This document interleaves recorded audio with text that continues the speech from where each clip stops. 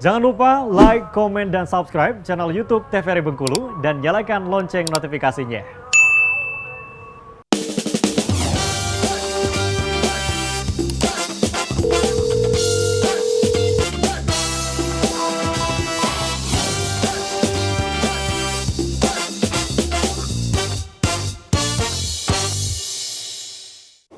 Pemirsa, terima kasih Anda kembali menyaksikan Dokter Kito dengan tema kita hari ini membahas mengenai vertigo. Tadi juga sudah disampaikan dengan Dokter Sela mengenai pemeriksaannya yang cukup kompleks ya dokter ya. Oke, semakin penasaran nih dokter, pemeriksaan apa lagi yang harus dilakukan? Boleh langsung kita lanjutkan di slide. Oke, saya akan lanjutkan ya. Tadi kan karena penyebab vertigo ini banyak, makanya pemeriksaannya juga banyak. Tapi makanya jangan aneh kalau misalnya datang ke dokter dengan keluhan vertigo, kok saya disuruh senyum-senyum ngurutin dahi sih gitu kan. Kemudian kok saya disuruh menjulurkan lidah, itu tujuannya itu tadi lihat.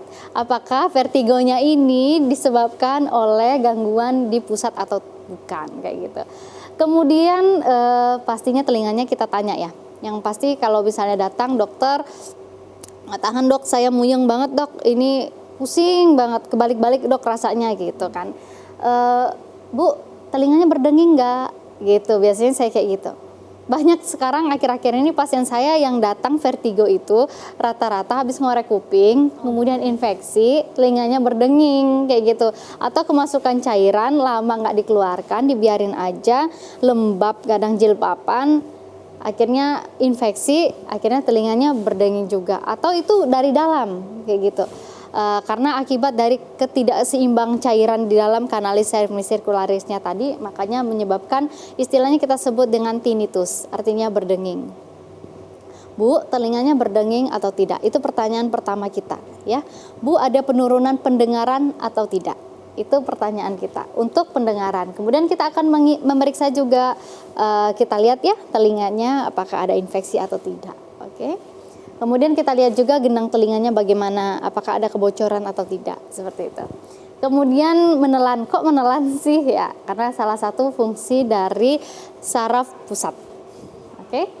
Kemudian fungsi motorik yang pastinya kita akan lihat ya. Nggak perlu, rasanya kalau yang ini kita tetap akan menanyakan apakah ada kelemahan sebelah atau kita sebut dengan parese, atau ada kebas-kebas sebelah badan, atau ada kesemutan, atau ada yang nggak berasa kayak gitu kan, atau lepai sebelah istilahnya kalau kita ya. Oke.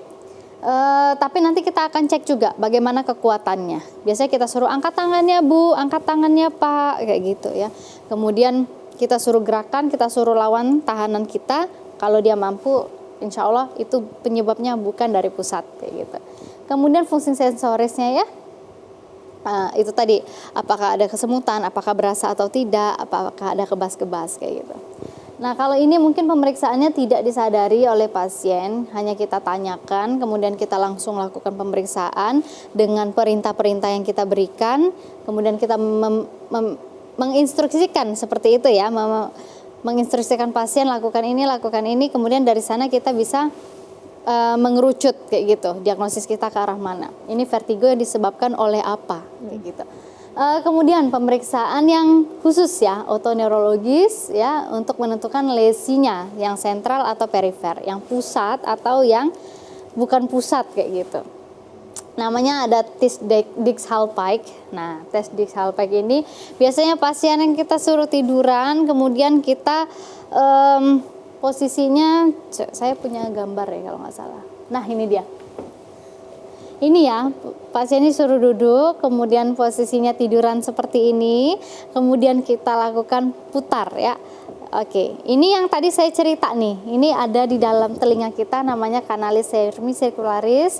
Di dalam sini ada cairan-cairan itu yang akan bergerak, ini yang menyebabkan tadi vertigo itu. Nah, bagaimana untuk memeriksanya? Apakah ini disebabkan oleh sentral atau perifer? Biasanya kita akan lakukan gerakan yang ini. Putar 30 derajat ke kanan, kemudian putar lagi 30 derajat ke kiri. Kita akan melihat matanya, bola matanya ini akan bergerak ke kiri, ke kanan, atau ke atas, ke bawah. Itu yang menentukan kita bisa tahu ini lesinya sentral atau perifer. Ya. Oke, kita balik lagi dulu. Sorry. Nah, ini tadi. Kemudian ada tes kalori, kemudian tes Romberg. Nah, ini ada tes berjalan. Biasanya pasien-pasien yang medical check up itu biasanya kita akan lakukan pemeriksaan seperti ini juga. Dari sana biasanya kita akan tahu itu ada gangguan keseimbangan atau tidak. Salah satunya tes Romberg, tes tandem gait, tes post pointing. Oke, saya akan tunjukkan ya. Biasanya kita lakukan pemeriksaan ini telunjuk kita ya, kemudian ini hidung kita lakukan seperti ini ya. Terus lakukan 5 kali, kemudian kita merem. Oke, bisa nggak? Oke. Kalau dia ada gangguan keseimbangan di kepalanya, biasanya dia kayak gini, kayak gini, kayak gitu ya. Nah tuh, tapi merem ya. Merem ya? Kayak gitu. Jadi kayak gini ya. Oke, kita coba tuh ya. 2, 3. Oke, merem. Oke. Masih ya, masih di hidung ya, masih di hidung. Masih telunjuk dan hidung. Kalau orang dengan gangguan dia akan kayak gini, bisa kayak gini ya.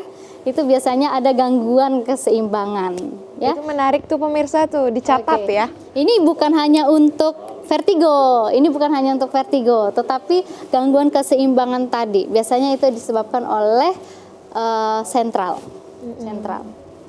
Kemudian Romberg test ya. Romberg test itu biasanya kita ada tandem gait juga. Nah, biasanya itu kita suruh dia jalan ya, jalan.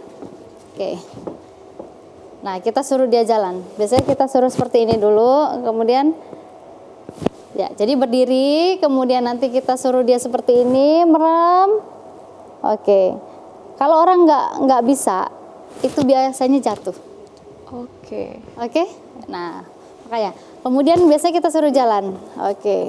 Terus kayak gitu. Kalau misalnya orang dengan gangguan keseimbangan, dia akan berjalan kayak gini. Belok-belok ya, Belok-belok. tidak seimbang ya Ya, dokter ya. dari sana kita bisa tahu biasanya ya. Makanya kalau orang mau masuk kerja, biasanya kan ada medical check up dan ini biasanya pasti dilakukan. Oke. Ya, itu untuk mengetahui apakah dia ada gangguan keseimbangan atau tidak. Nah, ini salah satunya kalau dia ada gangguan sekali lagi di sentral. kayak gitu. Pemicunya ya dokter ya, ada Pemicunya. pemicu. Tapi kalau dia di perifer enggak sih. Kebetulan orang tua saya sendiri itu vertigo karena dia memiliki rewel darah tinggi. Nah, tapi dia rutin ya minum, maksudnya kontrol ininya rutin. Tapi memang tadi nggak bisa dipengaruhi oleh gerakan. Misalnya terlalu lama menunduk, kemudian atau tensinya sedang tidak terkontrol seperti itu pasti akan. Tapi itu bukan dari sentral seperti itu ya. Oke. Kalau kayak gitu kan kita bisa tahu pas lagi di tensi tinggi, oh ini penyebabnya. Karena kalau hanya sekedar kita ngasih obat vertigo aja, itu nggak selesai sampai di sana. Kita harus tahu cari penyebabnya apa. Kalau emang karena darahnya tinggi, ya kita obatin juga dong darah tingginya. Kalau biasanya karena dia darah rendah, ya kita kasih dong asupannya yang agak berlebih. Maksudnya volume cairannya kita tingkatkan.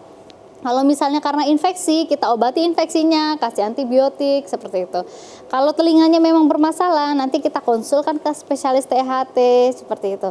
Kemudian kalau memang dia ada gangguan di pusat, itu harus kita konsulkan ke spesialis saraf, kayak gitu. Step by step ya dokter ya? Ya, kayak gitu. Jadi mengobati vertigo itu harus menyeluruh.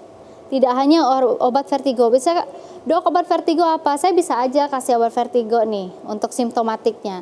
Tapi nanti akan berulang terus dan itu kita harus tahu pemicunya. Pemicunya apa? Kalau bisa kita obati saat itu. Tapi kalau butuh rujukan, kita lakukan rujukan. Nah, kemudian kalau misalnya membutuhkan pengobatan spesialis, apa THT, apa saraf, apa mata, kita akan merujuk ke sana, kayak gitu ya. Dan kalau kita tahu juga pemicunya apa, otomatis nanti kita bisa edukasi. Nah, cegah ini, kayak gitu kan. Kalau misalnya dia pas dicek tensinya tinggi, kolesterolnya tinggi, Bapak, Ibu, tolong dikontrol. Karena pada saat kalau tensinya tinggi, kolesterolnya tinggi, vertigo ini akan kambuh, kayak gitu. Kalau misalnya kita tahu dari mata, Bapak, ini sumbernya dari mata. Jadi, habis ini konsul ke spesialis mata supaya untuk apa, dapat kacamata atau dapat pengobatan mata seperti itu supaya vertigonya nggak berulang lagi kayak gitu. Bisa sembuh, bisa, asalkan itu tadi tahu penyebabnya, kita bisa cegah dan kita bisa obati dengan tepat kayak gitu. Kambuh bisa ya. Oke. Nah, untuk pemeriksaan ini sendiri kapan harus dilakukan, dokter? Ini diperiksanya kalau misalnya lagi kambuh. Lagi kambuh saja? Lagi kambuh kayak gitu ya, lagi kambuh. Oke. Nah, ini yang di scalp tadi ya. Dibaringkan ke belakang, kemudian kepalanya menggantung 45 derajat, kemudian garis horizontal ya, ke kiri, ke kanan. Nah, kemudian akan timbul nistagmus kalau kita bilang. Bisa kayak gini, matanya nih yang hitam-hitam ini ke kiri, ke kanan, atau ke atas, ke bawah. Kalau ke kanan, ke kiri artinya apa, dokter? Atau ke bawah, ke atas artinya apa? Itu yang menyebabkan yang menanda pembeda kalau itu sentral atau perifer. Nah, kalau yang sentral biasanya kita perlu CT scan juga karena pernah ada penyebabnya adalah tumor. Tumor otak ya. Selain tadi dok, stroke ya, dok ya. Nah, ada pernah juga tumor otak. Pemicu beratnya juga ya, dokter. Oke. Kemudian kita lanjut lagi ya. Tadi udah. Nah, ini manuver. Tapi kalau misalnya harus dilakukan oleh ahli ya, atau bisa kita ajarkan pasien kalau misalnya lagi kambuh di rumah, dia kan udah tahu tuh obatnya beta-histin ya dok, iya vertigo ya dok, iya nggak apa-apa minum itu, tapi ini tadi ya. Nah, lakukan misalnya ditahan dikit kayak gitu ya, kemudian nanti duduk lagi, nanti putar lagi. Biasanya itu untuk mengobatinya supaya nggak kambuh-kambuhan lagi kayak gitu, untuk menstabilkan, mengalirkan, membuat cairan di kanalisnya itu lancar lagi dan stabil kayak gitu. Nah, ini setelah kita anamnesis, pemeriksaan fisik, pemeriksaan neurologis ya, kemudian kita lihat nih di sini apakah ada penemuan di sistem saraf pusatnya. Kalau ada penemuan, kalau kita curiganya oh ini dari otak, maka kita lanjut dengan pemeriksaan MRI. Ya, MRI, kemudian ini bisa ini ada stroke, ada massa itu artinya tumor ya. Kemudian ada neuroma akustik kayak gitu, ada demyelinisasi artinya sarafnya yang terganggu, kemudian ada trauma kayak gitu. Trauma ini biasanya disebabkan oleh kecelakaan, dokter? Kecelakaan bisa, jatuh bisa ya, kayak gitu. Terbentur intinya. Oke. Kemudian normal kita lanjutkan dengan EEG, rekam otak ya, biasanya kayak gini. Kalau misalnya EEG-nya bermasalah berarti biasanya ada kejang dengan aura vestibular, biasanya orang-orang dengan epilepsi. Oke. Ya. Kemudian kalau misalnya nggak curiga nih di sentral, di pusat, di otaknya, berarti kan arahnya ke perifer. Perifer tadi kalau nggak mata ya telinga. Nah, ini kita harus melakukan pemeriksaan audiogram, itu pemeriksaan di telinga kayak gitu. Nah, nanti ada pendengaran yang simetris, ada pendengarannya asimetris. Artinya pendengarannya nggak satu menurun kayak gitu. Pendengarannya satu menurun, kita lakukan lagi lanjut, ada MRI lagi. Kalau MRI-nya bermasalah berarti ada ini nih.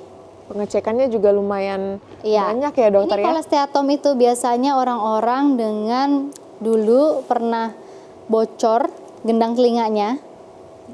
Itu berulang dan itu akan membentuk kolesteatom dan itu berbahaya sih ya menurut saya. Itu bisa berbahaya ya, dokter ya. Jadi kalau ada keluar cairan dari dalam telinga jangan abai, periksakan. Kalau emang itu gendang telinganya pecah, itu harus kita lakukan terapi. Ini peringatan nih untuk pemirsa di rumah ya, jangan mengabaikan ya, dokter ya. Akan kita lanjutkan, dokter, setelah jeda pariwara berikut ini. Pemirsa jangan kemana-mana, tetap saksikan Dokter Kita.